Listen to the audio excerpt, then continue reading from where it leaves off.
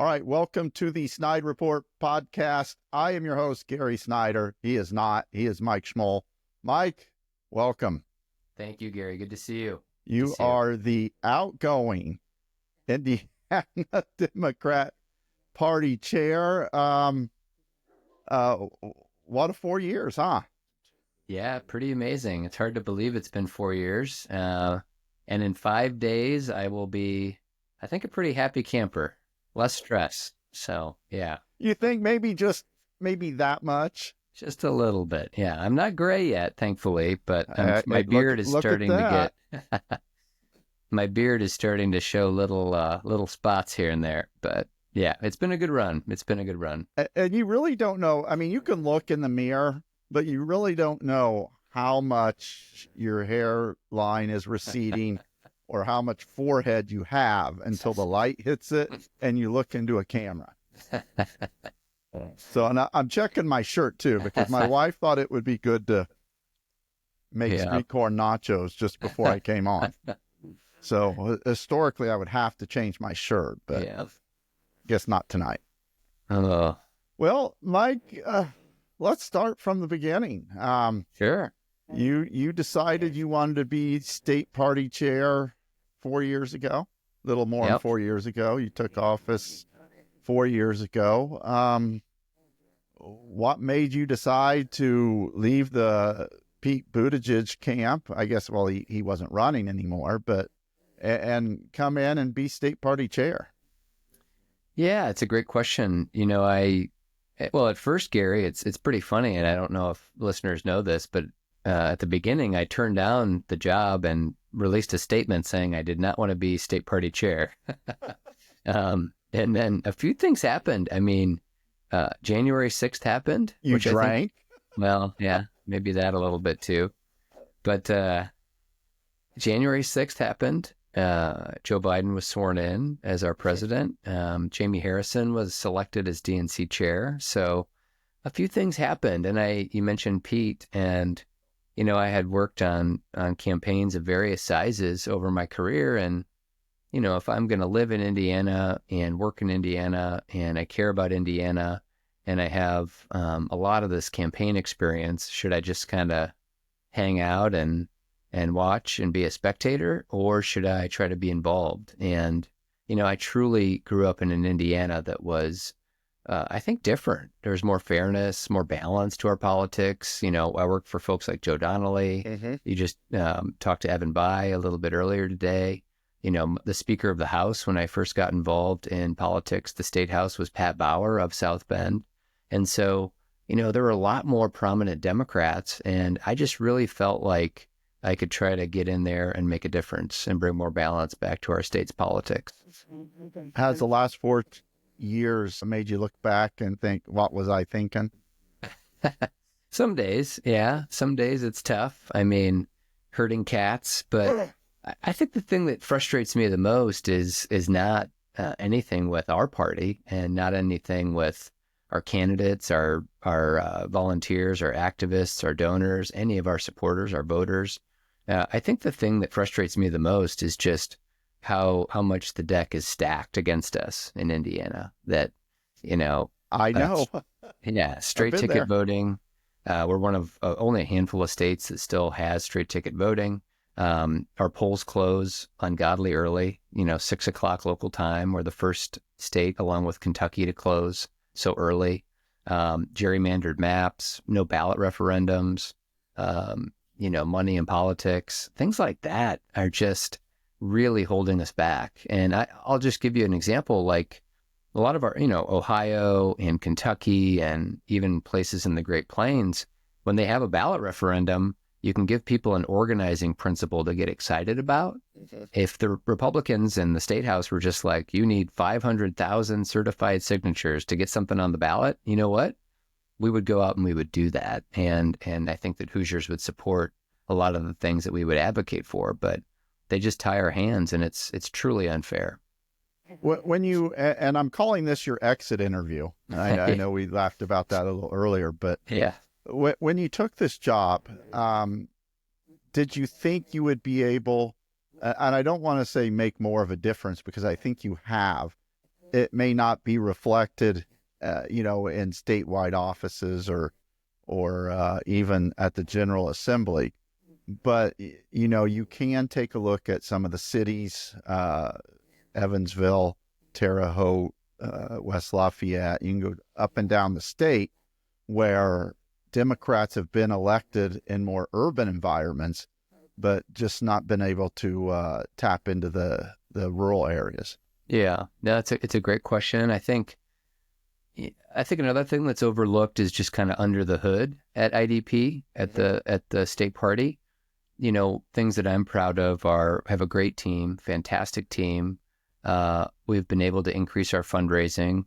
We've tripled the overall number of donors to the Indiana Democratic Party over the last 4 years. We've doubled the number of online donors and recurring donors. That's important, bringing in those small dollar donations to help fuel our efforts. Well, they said money is the mother's milk of politics. Yeah, unfortunately it is. But sorry to interrupt. Go ahead. Yeah, no, but I think that's important. And I think there's other things that you mentioned, the cities. I think that's a year, 2023, where we were really able to play a lot of offense, right? We were able to pick spots around the state, races where we had great candidates running, very competitive areas. My joke is, Republicans, they haven't figured out how to gerrymander your city yet. And so if it's a fair fight, we're going to go in there and we're going to do well. I think the other thing, Gary, that's important is where we were really good at playing defense. Now, that's not as exciting as offense, but you look at Frank Mervan in CD1 in Northwest Indiana. He's a frontline member of Congress, 2 really tough reelection cycles. He's gotten stronger each time. We partner with him and his campaign very closely. That's a nationally targeted race. It's the most expensive race in the Chicago media market politically, just to give you a sense. And it's in Indiana. Relatedly is the state house, not having a net loss of senators or state reps. Now, keeping what you have is just really important. Now, when you take a look at seats like Mervan, that's kind of, and I kind of equate that to the Democrat version of the 5th district. You always think you're going to do a lot better than you actually do. And they were doing a lot better you guys were doing a lot better in the 5th until the new lines were drawn a couple of years ago. Right. And then it just went to hell. Yeah, that's right. That's right. And I think another lesson for us to go back to Frank Mervan and his area is, that district has been in Democratic hands for maybe 100 years or more. It's one of the oldest Democratic districts in the country. This is a fact that I tell folks when I travel around. Kamala Harris won that congressional district by 1,000 votes. Frank Mervan won re-election in that congressional district by a little less than 30,000 votes. Again, we're a straight ticket, option state, right? Mm-hmm. So that means that almost 30,000 people went into the voting booth, voted for Donald Trump, and then voted for Frank Mervan. And so it's a good lesson, I think, for us that, politics is very local. People think Frank's a hardworking, good guy, honest guy. He's looking out for them, and it pays off. When you took over, were your expectations? Did you have high expectations that you were going to get rid of the supermajority? You were going to maybe win a statewide race, because you've had some great candidates. I mean, over the years, you've had McDermott, you've had Jennifer McCormick. You've had some really good statewide candidates. You've had some really good General Assembly candidates. You've had some great candidates for Congress. For Congress. And, you sit there and you watch the results just shaking your head going, what the hell happened? Yeah. No, it's very frustrating. Of course, I had high hopes coming into this job. Not to use a Buttigieg pun there, but I think that you should aim high and you should have a vision in politics if you're going to get involved in this line of work. You shouldn't just, take a job to take a job. I think you want to try to move the needle, kind of help people along their path and get more Democrats elected to office. And I think that we were able to do that. Again, I think the statewide stuff, just look last year with Jennifer McCormick. I mean, the Democratic Governors Association investing in Indiana for the first time in a while. That's a good sign for our party in the future. Now, she came up short, but she ran a great campaign, and at the very end got stronger. So I think that bodes well for the future. The other thing I'll say, Gary, and I tell people this a lot, you mentioned rural areas, is we're at a real inflection point right now with the Democratic Party and its brand, right? Outside of the coasts. And I think that we are going to need a few months and maybe even a few years and a few election cycles to kind of get that brand back into better shape. So when I go into a little town, or, you're traveling around Northeast Indiana, that you show up somewhere and people aren't just like, oh my gosh, you're a Democrat? Holy smokes, like they're freaking out. Our brand needs to be better. So our sort of floor, our foundation is just better across the country. Because then I think that's when we can kind of take things and improve our campaigns and win more elections. Well, Evan Bayh, when I spoke with him today, kind of echoed what you just said, that, for too many times, voters see our candidates the same way they see maybe someone in New York, someone out in California or San Francisco. And a lot of times maybe our candidates in some of these areas where that may be true tend to be the face of the party and hurt people like me or people running out in rural Indiana. How did you get past that?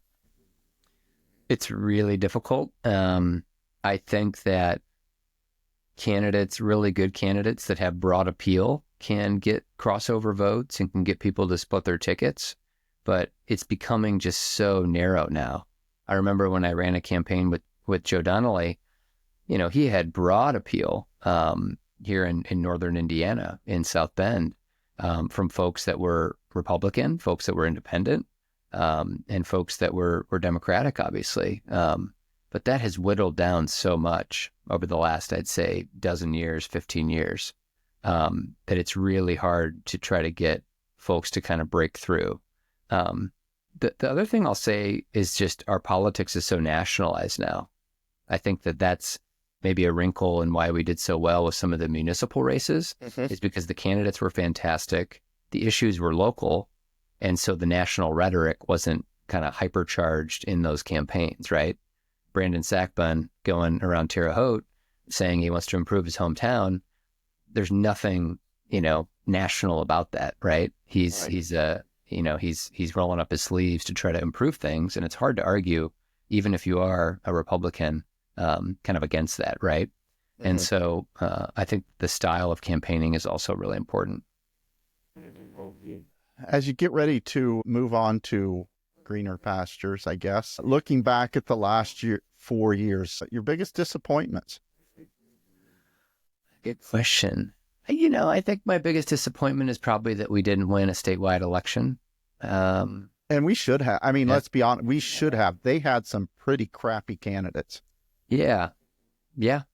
I think, it's not for lack of effort or lack of communication, but I think that when we elect folks like Diego Morales, who, has just, it's like so much baggage that it's like kind of, I don't know, like break baggage claim or something. It's just like one thing after the other. Or Michael Beckwith, kind of his approach to politics. Folks like that. I just don't know if the vast majority of Hoosiers know kind of those folks, their background and what they stand for, or if they're just voting blindly for party. But what I will say, Gary, is I think that we're seeing what Trump is doing right now. We're seeing kind of what Braun is doing right now, especially on more localized taxes and things like that, is, how much can you cut before you start to really hurt people and to really hurt the country and to really hurt the state? And I think that being a credible alternative, we have work to do, no question, but being a credible alternative to that, I think can be appealing in the medium term for us. I think people are going to find out pretty quick. I was trying to talk to Robin Winston, by the way, sponsor of this podcast. I forgot to mention Got to give Robin a shout out. Oh yeah. But my call kept dropping, and I finally got through, and he's like, Gary, I said, my calls are dropping faster than the market today. and it's funny, it's maybe a little facetious, but people, MAGA, your Republican voters are going to find out really fast, especially if Medicaid gets cut. What, 3/4 of every senior in a nursing home is under Medicaid. 41% of all births are under Medicaid in Indiana. Rural hospitals will crumble if they cut Medicaid. And I don't think people realize until they are just kicked right in the mouth, which I couldn't do. I can't get my leg that high anymore. But until they get kicked right in the mouth with reality sometimes. Yeah. Yeah. And you're talking about things like Medicare, Medicaid, Social Security, VA benefits, maybe things like that. I mean, this truly is the fabric, kind of the social safety net that keeps our country together and gives people a standard of living, right? Take is that stock market and all that out of it. This is like a standard of living for every American. And is that what it's going to take? I think so. Yeah. But I also and it's going to be hard sitting in this chair going, told you so. Yeah. I mean, you can't do that, even though as much as you want to scream it. Right. Well, and I think there's policy, and I think there will be things that happen that are just awful and shameful. But then I also think it's also stylistically, right? Like, how does Trump, how is he governing? How will he continue to govern? Is it going to be like this literally every day? Just absolute chaos every single day? And I think that, so there's the policy side of it, but then there's also the style of it, where it's just like, and this happened, when Joe Biden won during COVID, people get kind of sick of the guy, right? It's just like, like everywhere, all the time, more stuff. And I think that there will be a natural rejection of that, not only in the midterms, but hopefully in the next presidential year. I think that carries over to the state level too, because Mike Braun is just horrible. Micah Beckwith, he can't win a nomination in a primary in his own party. He has to do the backdoor thing and right. Get the nomination through, the caucus at the convention. He's just batshit crazy, and you have people out there that want to be ruled like that. Yeah. And I use the word ruled purposely. Yeah. Yeah, and I think it's a huge unknown, and it's something that I've thought about going on almost a decade now, which is hard to believe as well, which is Trumpism and his impact on politics and his impact on the media and his impact on people. I worked in 2016, so this will be a little throwback story for you, with Shelley Yoder down in Bloomington, who was a fantastic candidate, running for Congress for the second time. And, our internal polling right until GOTV weekend was a dead heat with the gentleman at the time, Trey Hollingsworth. And on election day, she lost, and it was much bigger than we anticipated, mainly because it was these, voters coming out of the woodwork, protesting a lot of different things, but supporting Donald Trump. And then that carried down the ballot. So what I'm getting at is, you take him out of the equation and kind of his just forcefulness in our political dialogue, how does that all shake out? And I think that's just to be determined. Greatest accomplishment in the last 4 years. In the last 4 years? Well, probably getting married. Congratulations. That's an accomplishment, right? Oh, yeah, it is. I'd say that. And then, I do think that electing some of these mayoral leaders and city leaders across the state, many of them are younger, many are women, many are people of color. They're all great people. I think that that is what I'm most proud of. And it's not just the people getting elected, but it's something like 300,000 men, women, and children across Indiana who didn't have a Democratic mayor, right? In 23. They had one on New Year's Day of 2024, and that's really exciting. A few more questions. I told you I wouldn't keep you long, but yeah, You have 5 people running to replace you. Whoever it is, whoever wins, you leave that presidential letter to the next chairman in the Indiana Democrat Party Resolute desk. Yeah. What's that letter say? Well, that's a great question. Well, I don't have a letter written yet. I do have a memo. Actually, I just got off a call with our candidates that have filed for various offices. So we were going over all the different rules that people need to prepare for this weekend.